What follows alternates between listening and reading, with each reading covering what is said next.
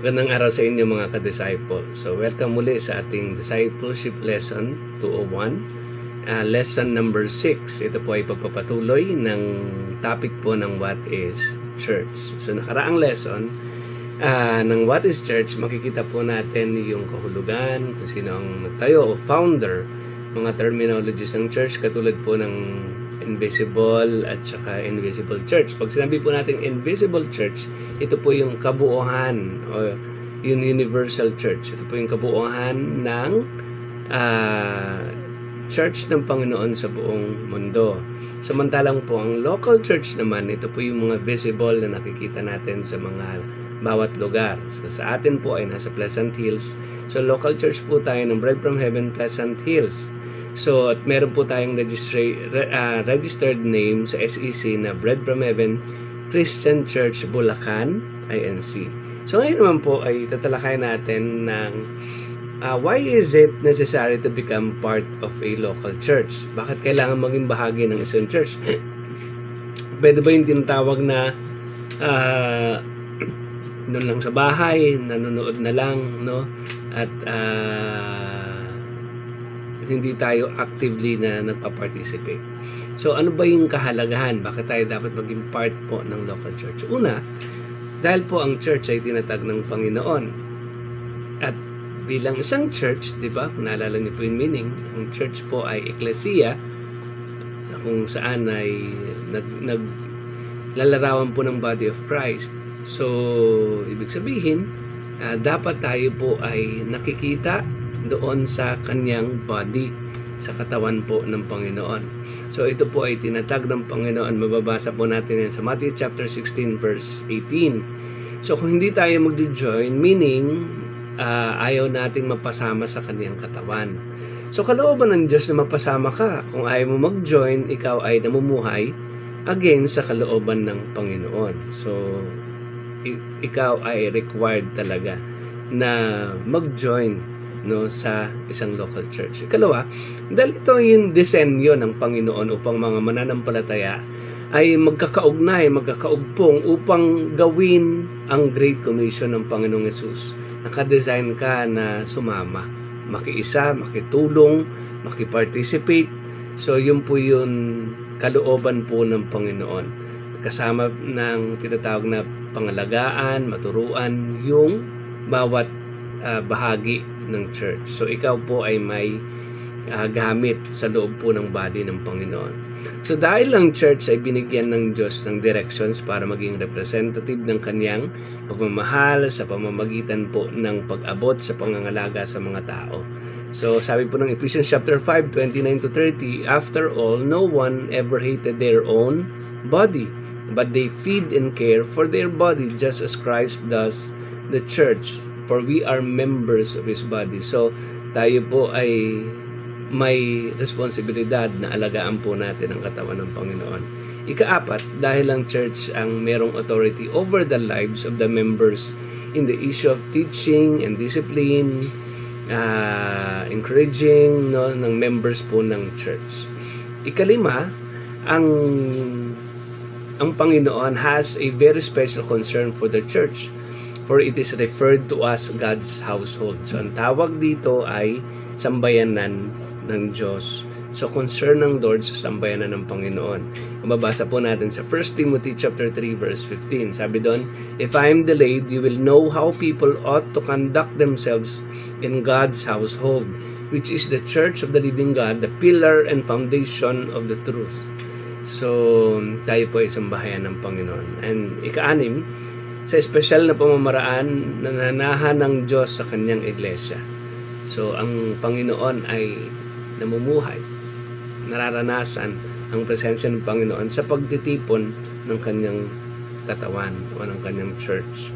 So, Ephesians chapter 2 verse 22, and in Him you two are being built together to become a dwelling in which God lives by the Spirit. So, si Lord yung nananahan sa kanyang church.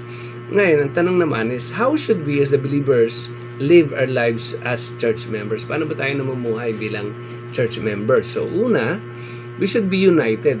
Dapat nakikita yung tinatawag ng pagkakaisa and accept everyone in Christ. So there is no racial nor social discrimination in the church. Dapat po iniiwasan natin yan. Yung tinatawag po na kung sino lang ang sabi natin may kaya, sino lang ang mayaman, sino lang ang may impluensya, is yun lang yung nabibigyan ng pabor. Dapat ito po ay pantay-pantay. So tayo po ay dapat may unity, mayroong pagtanggap sa kahinaan at kalakasan ng bawat member ng church. Ikalawa, so we should make disciples of all nations. So yun po yung ating dapat gawin na responsibilidad natin na tayo po yung maging kabahagi ng pagdidisciple. So siyempre, mag-start tayo sa ating pong church na mag-disciple po tayo. Kaya mahalaga po itong ginagawa natin. Then, ikatlo, we should remember the regular gathering. Sabi po ng Hebrews chapter 10 verse 25. So mahalaga yon kapatid na ikaw ay nakikita sa araw at oras ng pagsamba. Dahil ito rin mismo ay utos ng Panginoon. And ikaapat, we ought to bring to the gathering of our gifts for the Lord, yung fellowship with communion. So, sa New Testament practice, ginagawa ito sa tinatawag na First Sunday. At ito po yung pagkakaloob, ito po yung pagkakaroon ng communion. So, every First Sunday nagkakaroon po tayo ng communion, pero meron tayong every week na gathering. So, minsan sa loob ng isang buwan, ito po ay 4, minsan naman ay 5. So, tayo po ay ini-encourage na maging bahagi po ng pagtitipon na yon. And ika-6, we should devote ourselves to the teachings, the fellowship, and the prayer. So, hindi lang po tayo umaattend, kundi magkakaroon tayo, dapat nagkakaroon tayo ng desire to grow more, to grow deeper sa pagkakilala sa Panginoon. That's how tayo po ay nagiging matatag, nagiging kagamit-gamit sa buhay ng bawat member ng church. Ikapito, we should do good to everyone, but most of all, sabi to the household of faith. So tayo po ay dapat gumagawa ng mabuti sa lahat ng tao, lalong-lalo na sa household of faith. Mababasa po natin yan sa Galatians chapter 6 verse 10. Sabi doon, we share with God's people who are in need. So, may din natin yun sa Romans chapter 12 verse 13. And ikawalo, we are to be prepared for works of service. So, kailangan po tayong maging handa upang tayo po ay maglingkod sa Panginoon at ganoon din sa loob ng church. Ang tanong sa atin, paano ba pinapamahalaan ang isang church? How is the church governed? So una po, meron po tayong tinatawag ng mga elders. So ang mga elders po were appointed for every church, Acts 14:23. So the work of the elders were to, mababasa natin sa Acts 20:17, 28. So ano ba yung trabaho ng mga elders? To guard themselves and other leaders in the church. Kumbaga, ito yung tawag po doon ay accountability. So guard the flock, the entire church, no? Kanyang tinatawag na binabantayan niya, inaalagaan niya, care for and feed the entire church. So then ipanalangin po ang mga kapatiran sa kanilang mga sitwasyon and lead the ministry of the word. Ang elder po kasi ang kanyang work talaga is to feed, to teach the word of God, preaching, prayer. Yan po yung gawain po ng mga elders. So, not all elders have the same function. As a body, they were to direct the affairs of the church. Some of them were given specific tasks to focus on preaching and teaching. Ang ibang mga elders ay tinitingnan nila yung ibang mga affairs. Merong mga activities, ang church, mga gawain, project. Minsan ang mga elders din ang nag-oversee. Ang iba naman nakafocus doon sa preaching and teaching. Pero yan yung tinatawag na major po na work ng elder. The pastors are elders who focus on preaching and teaching. So yun po yung ginagawa ng mga pastors. Kasi ang pastor at saka elders ay almost the same ang kanyang work. Then, ang deacons po were appointed to handle special ministries. Meron po mga visitation, pag-manage po ng mga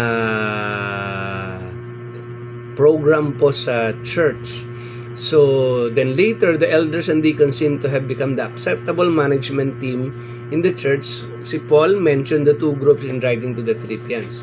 So makikita ho natin yung elders and deacons magkasama po sila sa paggawa po, paglilingkod at pagmamanage po, pag-govern ng isang church.